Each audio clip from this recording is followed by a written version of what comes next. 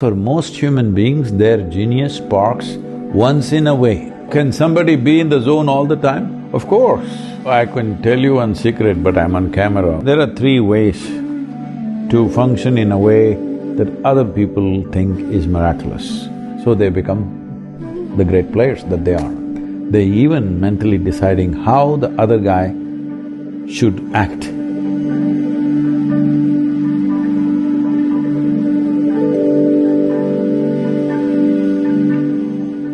When I've felt a real sense of joy, where there's been I guess a slight switch in my experience, or at least a different kind of experience, has been what sports people might call being in the zone. In the zone, of course, yeah. And maybe an overused expression, but at least there's an experience there where momentarily you feel a little bit as though your influence is reaching further out than your small space. See, you may be in the zone and throw this… what do you call that one? Which one's that? The pear. The rugby ball, yeah. It's not a ball. Yeah, it's a ball. Yeah. But it's not round. No, it's still a ball. Still a ball, yeah. Okay, when you in the zone and you threw it perfectly well, and I am on the other side with soap on my hands or butter on my hands and it just went off. Zone doesn't work, isn't it? Huh? You may be in the perfect zone, but it's a team sport. Everybody's got to be in the zone.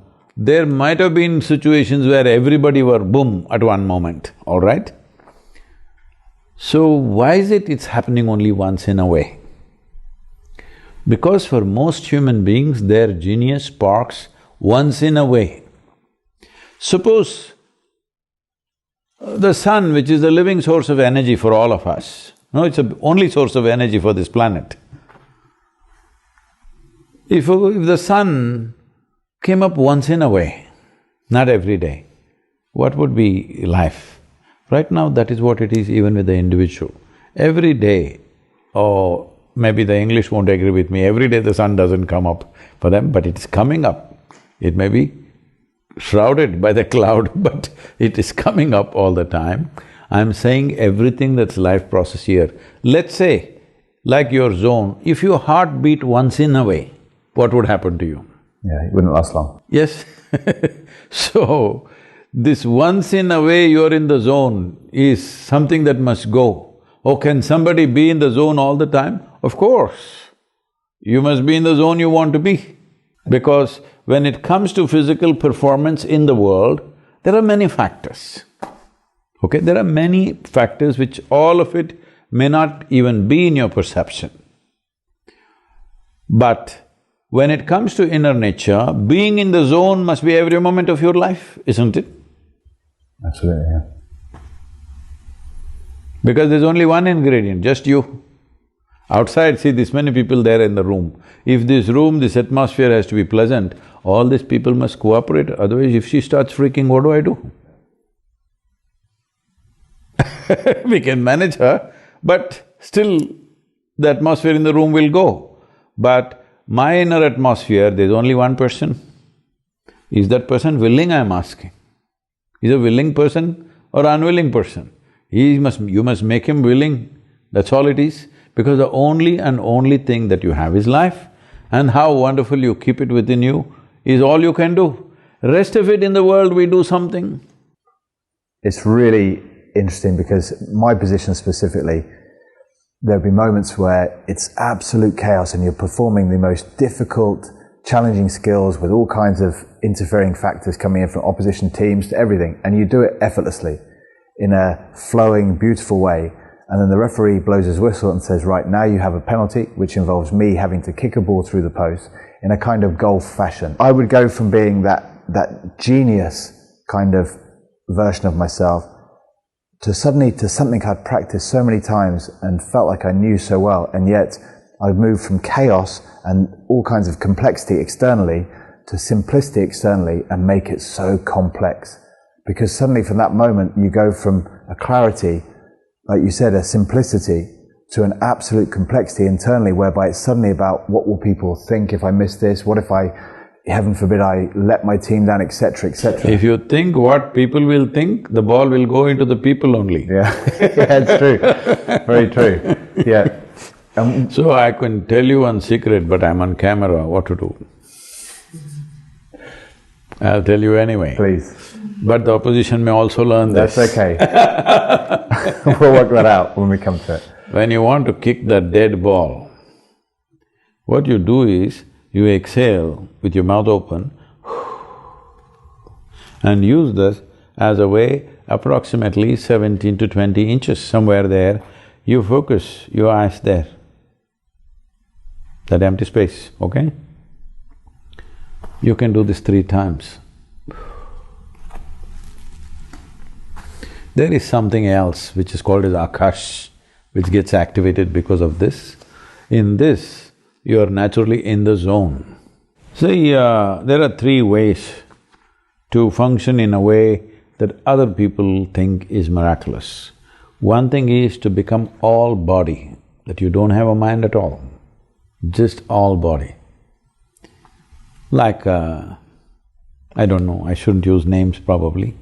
There are some great players in soccer where you see them, you can see they don't have a mind, they're just all body. And they'll do miraculous things that nobody ever thought they could do at that moment when they're like that. And they're getting into that zone more often than others, so they become the great players that they are. Another way is a very powerful mind which visualizes and creates what it wants. That's another way to be there, which is powerful, but I don't know how many people have the necessary discipline and focus to do that. A few do that. Some people who build the game have this thing. They even mentally deciding how the other guy should act. Many times you've seen this in rare moments, particularly in soccer and also in cricket game.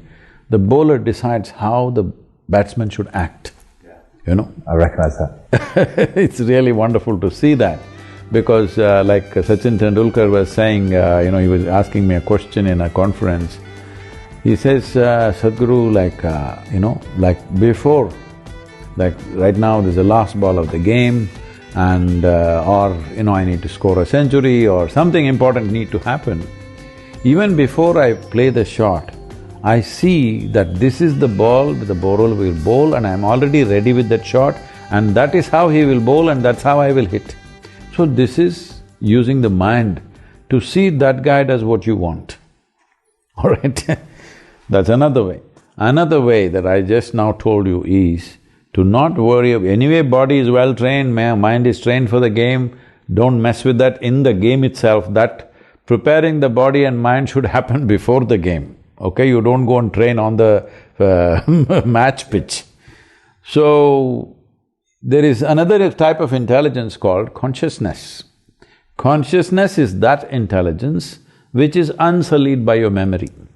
Body is full of memory, it's taken this form only because of its evolutionary memory, genetic memory, karmic memory, like this. Because of memory, this body has formed a shape.